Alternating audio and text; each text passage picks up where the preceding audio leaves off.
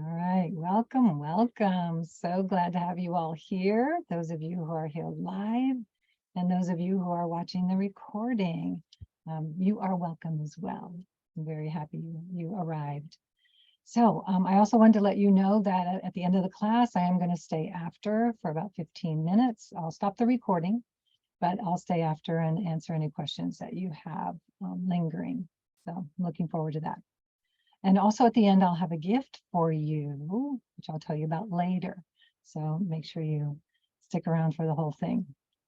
Okay, so a little bit about me. Some of you know me and some of you do not. So I am Demara, often mispronounced as Demara, and it's okay. I'm used to it after 60 plus years. And I have the great pleasure to be a dream builder and transformation coach. Not only helping people design a dream, but build it. You don't want to just have it hanging out there. You want to do something with it. So that's my passion and my love. I have a background in massage therapy, in accreditation, in massage education, massage administration at a school. So all of that comes to the table in the work that I do. And I love that. So I want to bring up the PowerPoint for you. All right, the power of a vision. 3 keys to creating the life you want. How awesome is that? So that's what we're doing tonight. But I wanted to start with a story. Some of you may have heard this story, some of you have not. But this is a story about, this is actually a mother mouse. And she is going through the house that she lives in and going around a corner, and she has her 4 little babies behind her. And they're just going around the corner into the next room. And the mother mouse sees around the corner this big tomcat. And the tomcat sees her. And she starts to panic. She's back up on her hind legs, right? And the tomcat is thinking like, lunch. And so the cat is coming closer and closer, just getting ready to pounce on the mother mouse and her babies. And just as he's getting ready to pounce, she stands even taller on her back legs and she goes, woof, woof, woof. And the tomcat is so freaked out, he just runs away. He's like trying to figure out what this was. And the mother mouse turns to her little babies and she said, now children, this is a very important life lesson for you. It's extremely important to know more than one language. And I love that. It's a great story, but it also is relevant to what we're doing tonight because we are going to be talking about the language of results, the language of success, which isn't a different language. You know the words. It's really how you use them and what they mean in a whole nother way. So we'll be talking about it that way. So my intention for our class today is to empower you with these 3 tools that are going to help you achieve your goals faster. And I also am going to make sure that you receive better clarity on your goals and dreams. That's the intention, that you walk away with that. And then that you also feel more confident in your ability to actually achieve them. And I know you probably already have a sense that there can be some lack of confidence that goes along with coming up with a new direction for yourself. So we want to work through a little bit of that today. So that's my intention for our class. That's what we're going to do. All right. So how many of you, raise your hand if you've ever achieved a goal or a dream? How many of you have done that? Yeah, I mean, yes, absolutely. How many of you have achieved a goal or dream that you had no idea how it was going to happen, but you did it anyway and it worked? Have you ever experienced that? Yeah. And it's kind of amazing, you know, it can often be a big surprise, right? It's kind of like this guy. He's surprised. He can lift up this thing. Look at the surprise on his face. But the thing is, you know, you are capable of so much more than you know. Truly, truly capable of so much more than you even imagine. I imagine you have some confidence about yourself, but I don't think most of us don't realize what we're actually capable of. And so we want to explore that and expand on that and being able to achieve what it is we really want in our life, right?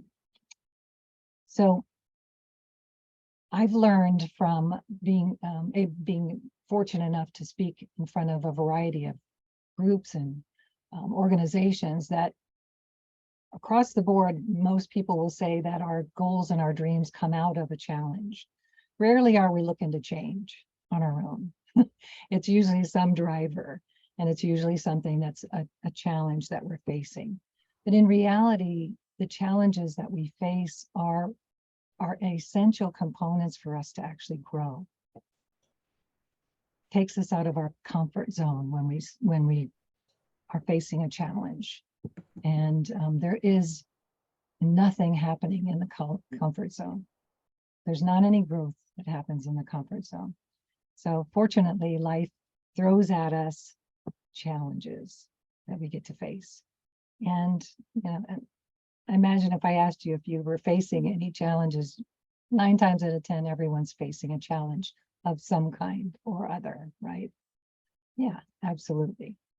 So that's where our goals and our dreams come from.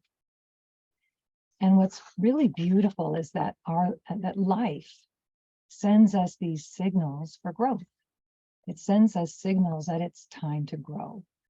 Sometimes they can look like challenges, but they're these signals that we get. And they're signals that are a sense that, gosh, there's more for me. There's got to be more than this, so there's this longing for more. Or the flip side of that, and usually how it shows up first, is that there's their sense of something just doesn't feel right. I don't feel right. I'm not happy with this. I'm discontented. Something is not okay. And so that's usually what we see first. And then we start to think about, well, then what is it I do want? If we even ask that question to begin with. Oftentimes, most people will just live with the discontent and figure it's just the way it is. But it doesn't have to be that way. So these are both signs and signals. And what's important about that too is that when those show up, when we notice that there's this longing that we're feeling or this discontent in some area of our life, is that typically we're going to push it to the side and say, yeah, I know, there's no point in thinking about it. So I'm just going to ignore those signals. When in fact, there's signals from inside ourselves. They're from ourselves trying to tell us, hey, there's more for you than what's going on right now.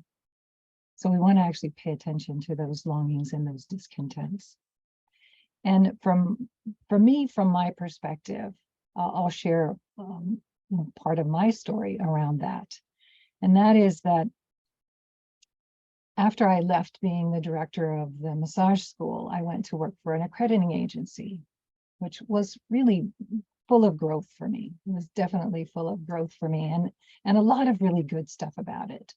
And long about the 6th year in that, being the director of the accreditation department, there was a lot of stress. I was working 60 hours a week, traveling a lot, teaching workshops to 300 people or more at times, and doing things that I really enjoyed. My boss was amazing, but I was feeling like this wasn't for me anymore.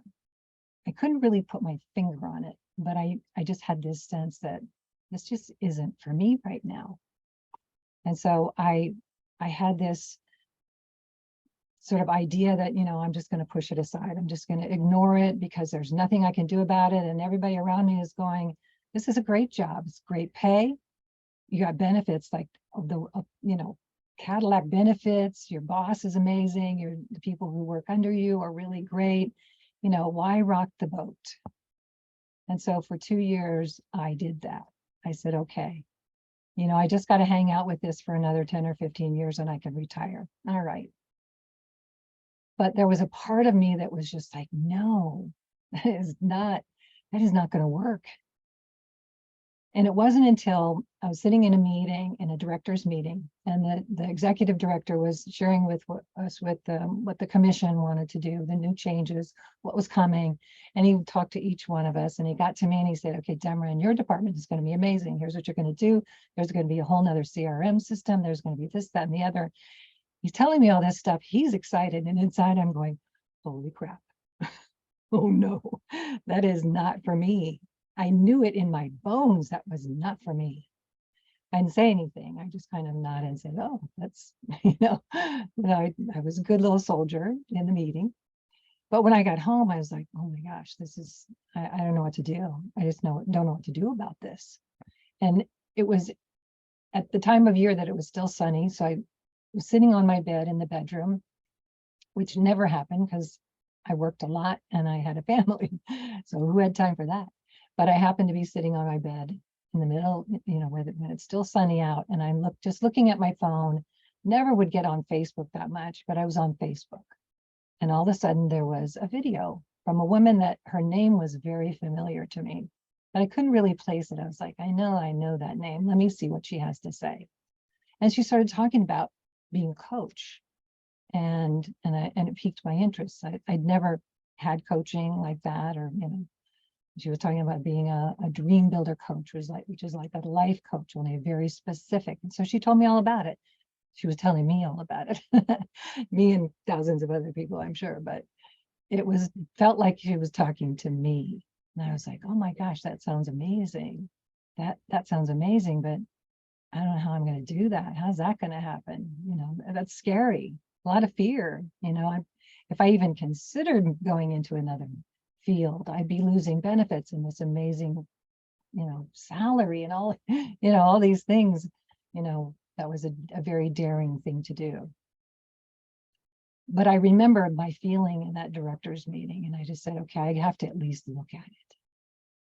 And I did. And I talked to them, and I signed up, and I took this intensive, rigorous program.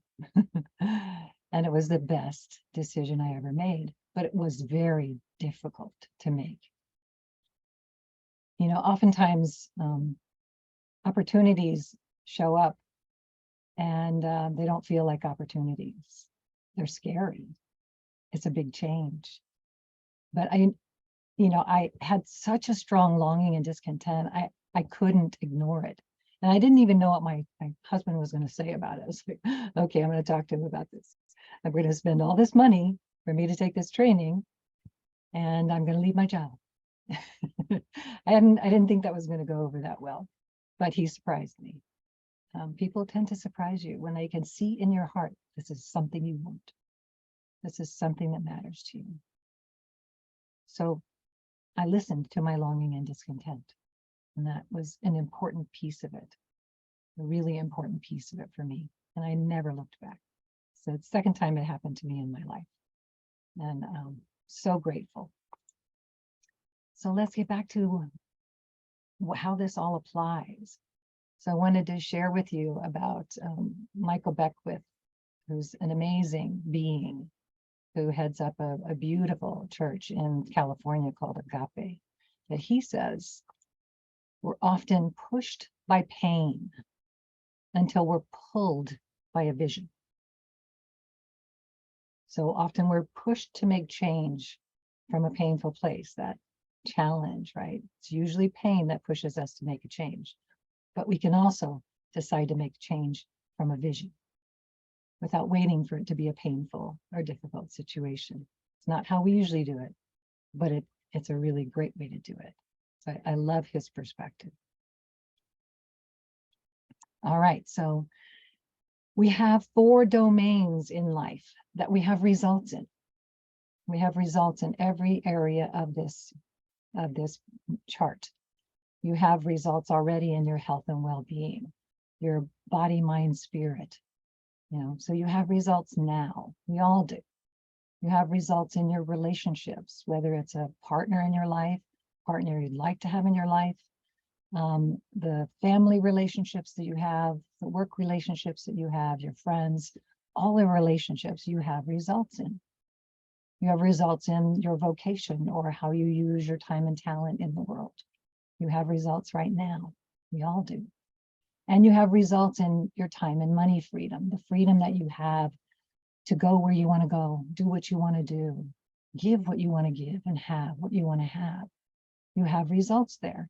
And in all of these areas, there's going to be areas that you're perfectly happy with.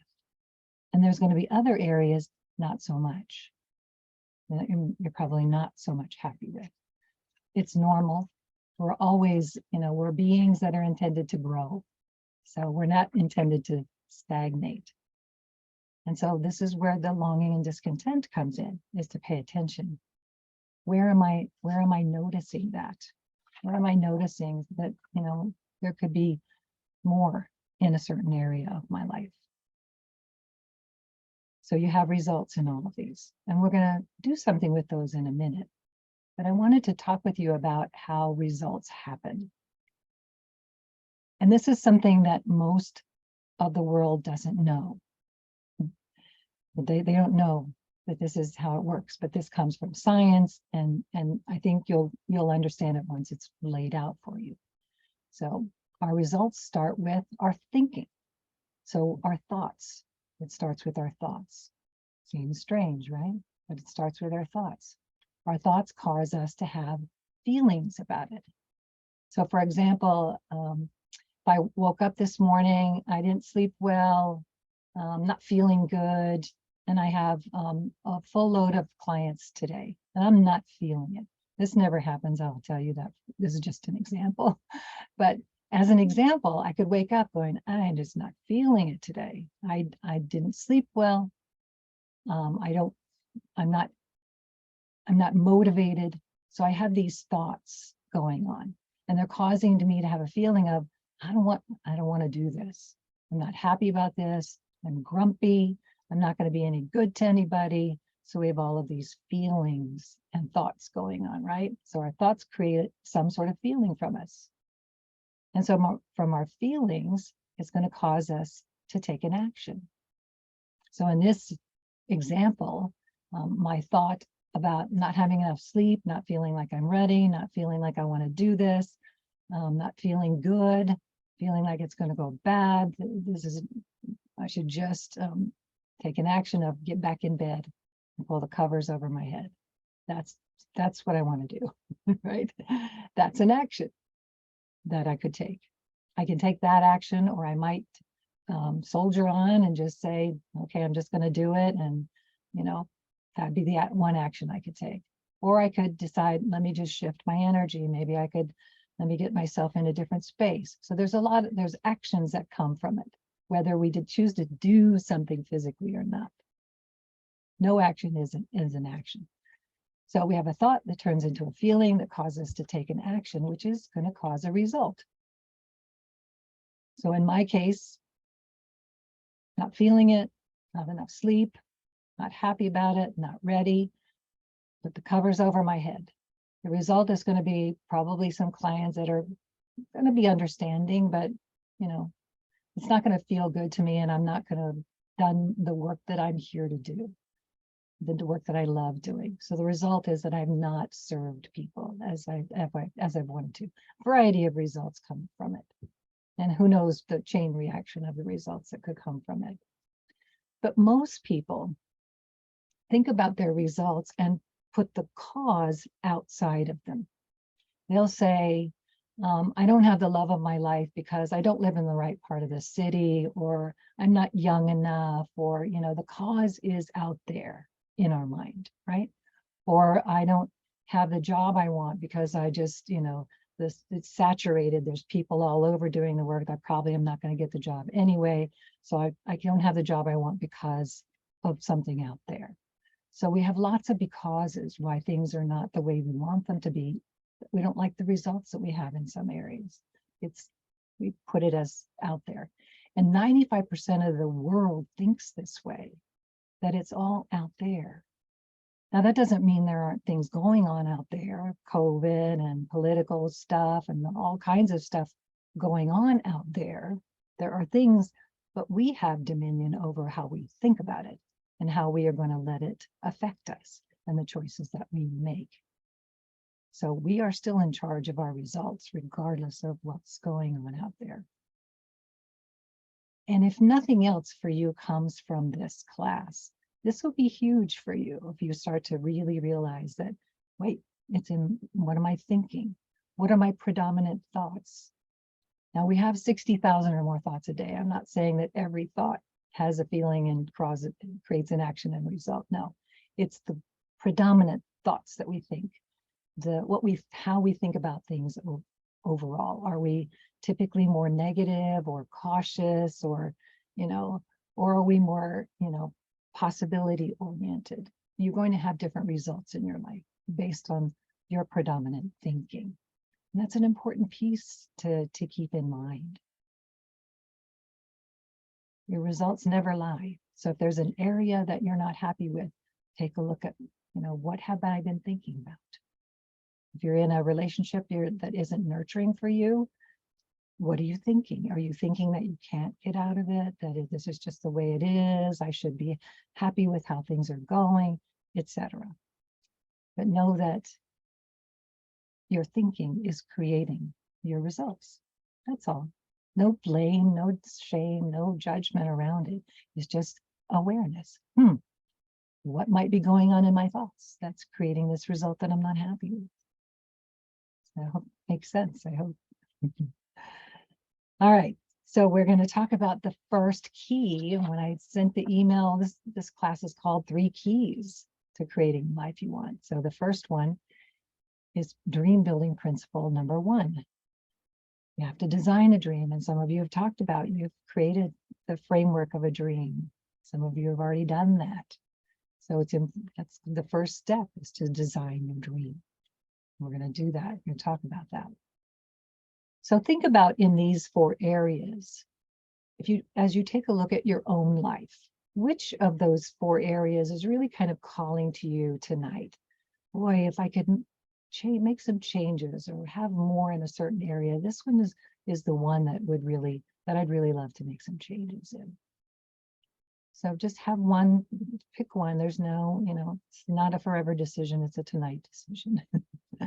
So think of one, bring it to mind, which one you're going to go with for tonight. And as you think of that area, what do you really want? What do you want in that area? If the sky was the limit, you could have anything, what would you really want? Do you know? Now's the time to ask, what do I really want in that area? Since I'm feeling some longing or discontent here, what do I really want? What would that look like? So give that some thought. What do I want? Because you have to know what you want. You have to know what you want if you expect to get it. That's a key component of the work. And this is really the sort of core concept, is clarity is power. Having clarity about where you want to be, where you would love to move towards, knowing that is the key. That's the foundation of it all. That's the power that gives you the power to then start to take some actions. Because I know you have a feeling about it. You have a feeling that this area needs some work. There could be more here for me. Allow yourself to even think that there could be more for you. Makes me want to take a breath. All right, so what would I love in my life in this area that I've chosen? What would I love in my life? So how many of you know what this is?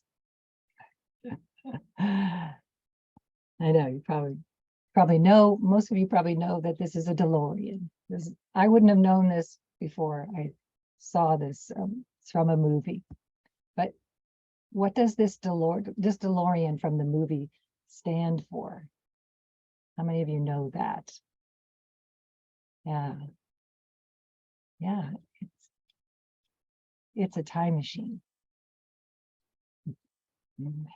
So it's a time machine from the movie. They would go back in time and forward in time. So we're going to do that right now. We're going to take a few minutes and go forward in time. And I'll tell you how to do that. All right. So what I'm going to ask you to do is I asked you to have a pen and paper. So hopefully you have that.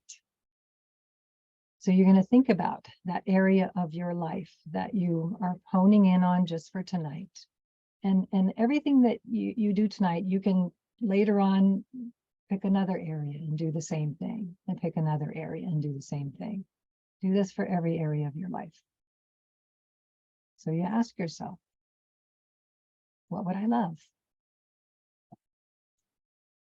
And I'm going to invite you to, when you hear yourself come up with an idea and then immediately say, well, how's that ever going to happen? I want you to just shove that aside. No, we're not going to the how. We will get to the how, but not right now. Right now, you need to know what. What would I love in this area of my life? So just take a deep breath.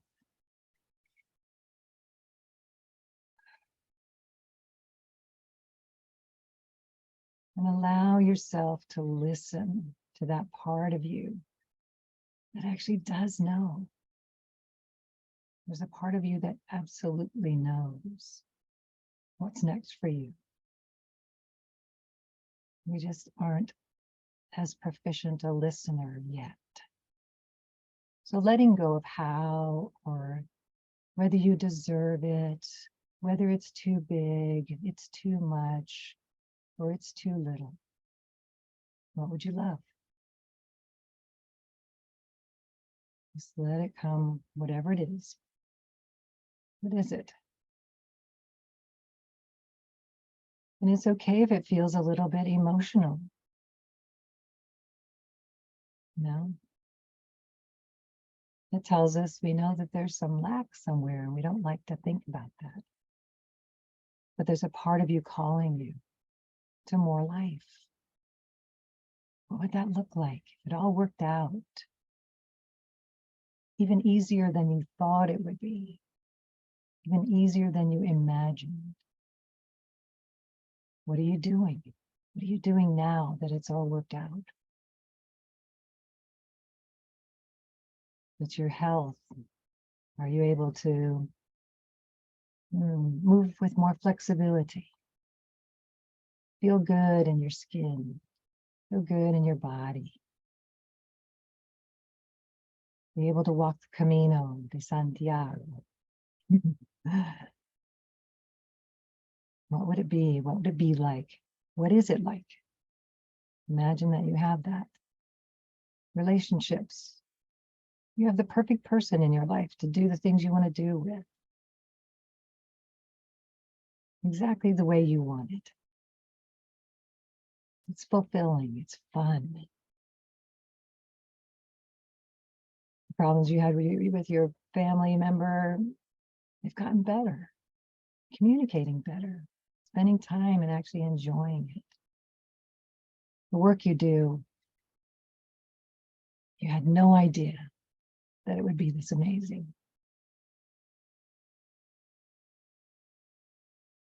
The places you get to travel. The house you built. What would it look like? Allow yourself to put something on paper. This is just between you and you.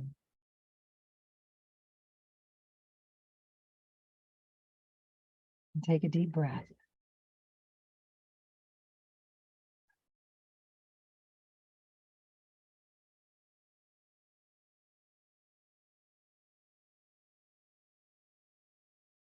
And now I'm going to invite you to take 2 minutes to write about it.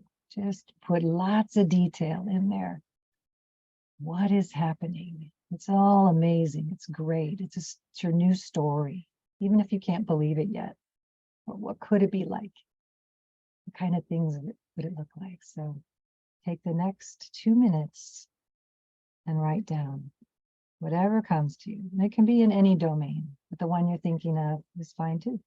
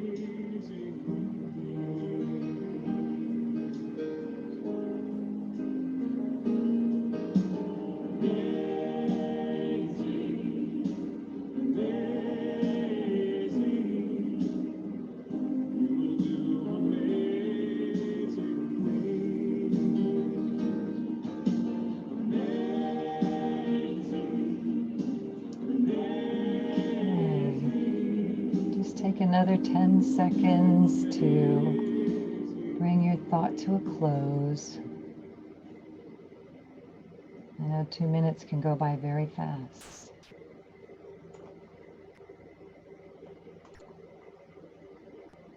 And know that you can continue this later. Keep adding to it. But for now, we'll move on. Well done. Whatever you wrote down, there is no right or wrong. There's no ideal. It's whatever comes to you. And if things are percolating and maybe you wrote down one thing and don't feel deficient, it's okay. It was exactly what it needed to be. All right. Let's get back to the next piece. Just let this settle in. Let's just kind of percolate as we continue. All right, so now we come to the second key, the second dream building principle. And these 3 principles that I'm sharing with you are 3 of the 10 that are in the dream building system. That is phenomenal. So principle number 2. Oh, deciding for it. Who knew that had to be a step? You actually have to decide you're going to do it. Decide for this dream. Decide that it's worthy of you. Decide that you want this. Bob Proctor, whom we will miss dearly, a wise wisdom leader in the world. He says this: there's a single mental move you can make, which in milliseconds will solve enormous problems for you. It has the potential to improve almost any personal or business situation you'll ever encounter, and it could literally propel you down the path to incredible success. We have a name for that magic mental activity, and it's called decision. And I know that maybe sounds a little bit silly, but more dreams were killed by not deciding. Of course, you have to decide for it again and again. It's not a one-time decision. You decide for it again and again and again, because there will be times when there'll be parts of you that say, I don't know, this is a lot of work. Are you sure? Or whatever comes to you. Decide for it again and again. And the third principle, the third key to this process of creating what it is you want is to befriend your fear. Befriending your fear. It sounds like a funny way to describe it, because most of us would like to chuck it out the window. But no, we have to actually make friends with it. It belongs as a part of our journey. But we've given it way too much power. We've given it power to make decisions for us. So we want to pay attention to that. So let's take a quick look at that. Quick story. This is a fisherman who fishes this river all the time.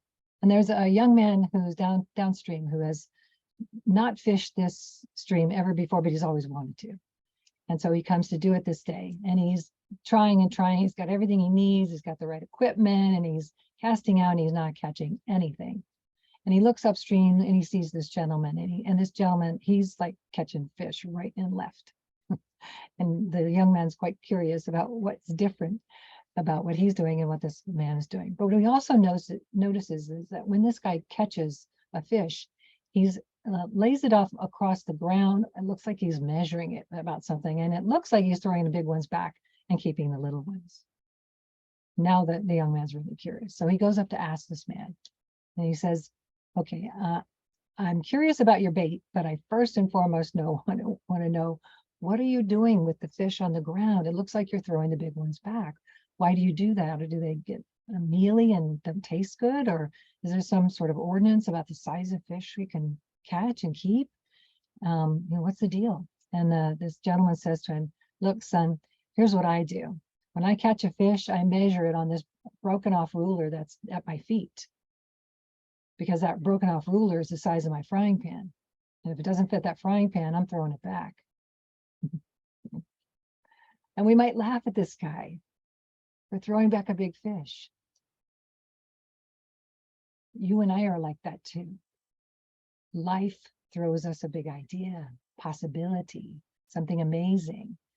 And we, in our frying pan up here, in our mind, is not big enough. So we throw it back. No, that's not for me. I'm not big enough for that.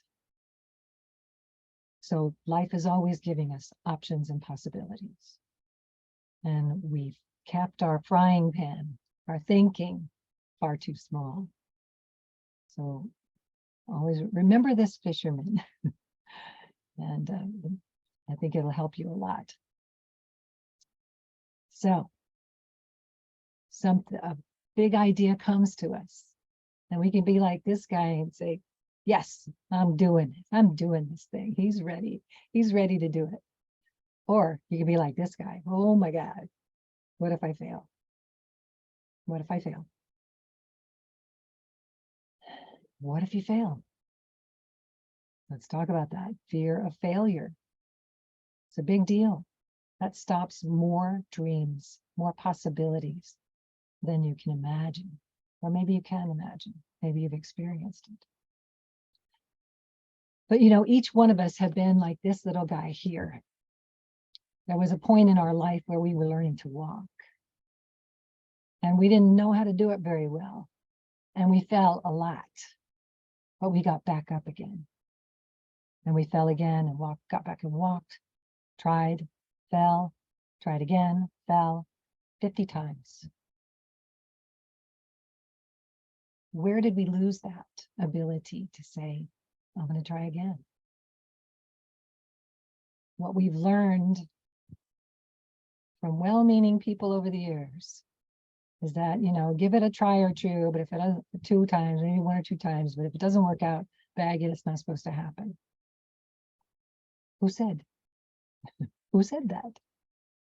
You can look throughout history and see how many times people have pursued, they've risen again.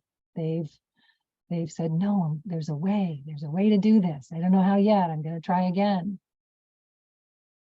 So failure is not a stopping place. It's not a stop sign. It's just a qualifier. Maybe it's not that way, but maybe there is a way. So we keep trying. We've all faced failure, but we don't have to let it stop us. It's part of that fear, befriending this fear, the possibility that we will fail. Are you willing to fail and try again? Because great dream builders, and there are thousands and thousands and thousands of them throughout time, who have been willing to fail and try again. You have to be willing to fail. Take a deep breath on that. Yeah. So, befriending your fear. Oprah Winfrey, fired by TV executives because she was not fit for TV. What would have happened if she had not pursued it and risen and said, no, I'm doing this. There is a way. Steven Spielberg, he was rejected from USC Film School 3 times. Where would we be with our movies without Steven Spielberg? Thankful that he kept going, tried again. J.K. Rowling, her first Harry Potter novel was rejected 12 times. Can you imagine yourself trying 12 times, being rejected and going ahead and getting up and doing it again, trying again? She did, thank goodness. Bruce Springsteen, fired from his first band, was told he couldn't sing. And this is just a tiny example of the people who have been told that they've failed, seen what looked like failure, and they pursued it. They continued.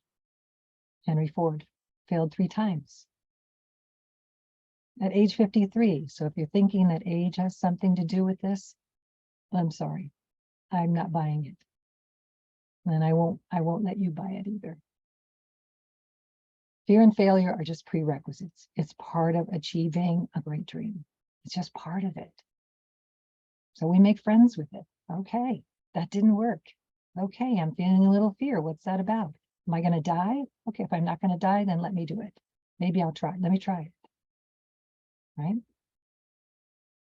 So what can you do when fear shows up? You reconnect to the dream that you have. No, I'm going this way. No, I'm doing this. I'm deciding for the dream. I'm going for it. I'm doing it.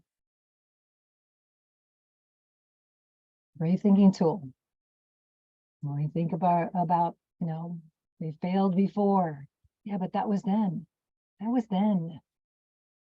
This is now. This is where I'm going. This is where I'm going. That was then. This is now. I'm not that person. Something else you can do. What's an action step that you can take that's going to move you in the direction of your dream? What's one thing you could do? What's one thing you could even do maybe tonight? I'm not talking about grand steps like take out a loan for business tonight. But you could do some research. There's something you could do, and it will lead you to the next step and the next step and the next step. So design your dream. You have to have that. Even if it's not the dream, start somewhere. It will lead you in a direction. It will lead you there. Decide you're going to do it. I'm doing this. I'm doing it. And make friends with the fear and the failure that's going to happen. Go back to deciding for the dream. Go back to looking at the dream. Remember that you're not the same person you were 5 minutes ago. My free gift to you. I can only give you so much in an hour. But if you would like to have a session with me to talk about the dream that you're thinking about, I would love to give you one. Your part of your task is to reach out to me and ask. I'm going to say yes, I promise. I make it easy. And I do this because my goal is to help as many people as possible. This is the work I do. And I leave it up to the powers that be to to help me be prosperous. And I am. I don't have to play games or do anything weird. So I hope you'll take me up on it. I would love to spend an hour with you and help you out in whatever way I can. Maybe you would like to find out about coaching with me. Happy to talk to you about that. I would love to help you. All right. I don't have time to tell you this story. I'm so sorry. It's such a good story, though. Next time, one of my next classes, you'll probably hear it. I hope you'll come to it. About William H. Murray and Edmund Hillary and Mount Everest. But he did say, until one is committed, there's hesitancy. The chance to draw back, always ineffectiveness. He wrote about this in his book. He also had a lot of respect for Goethe. Goethe's quote, "Whatever you can do or dream you can, begin it. Boldness has genius, power, and magic in it." And I would stake my life on the fact that you do too. Be bold. Bring out that genius and the power and the magic that's waiting for you. All right. Yeah. So we finished on time. It's pretty good for me. So some of you may have questions, and feel free to stay after and I'll chat with you. If you want to talk with me individually or email me, set up a session, I would love that. So please take me up on it. And I'm so grateful that each one of you were here. It's been my pleasure. So I'm going to say goodnight.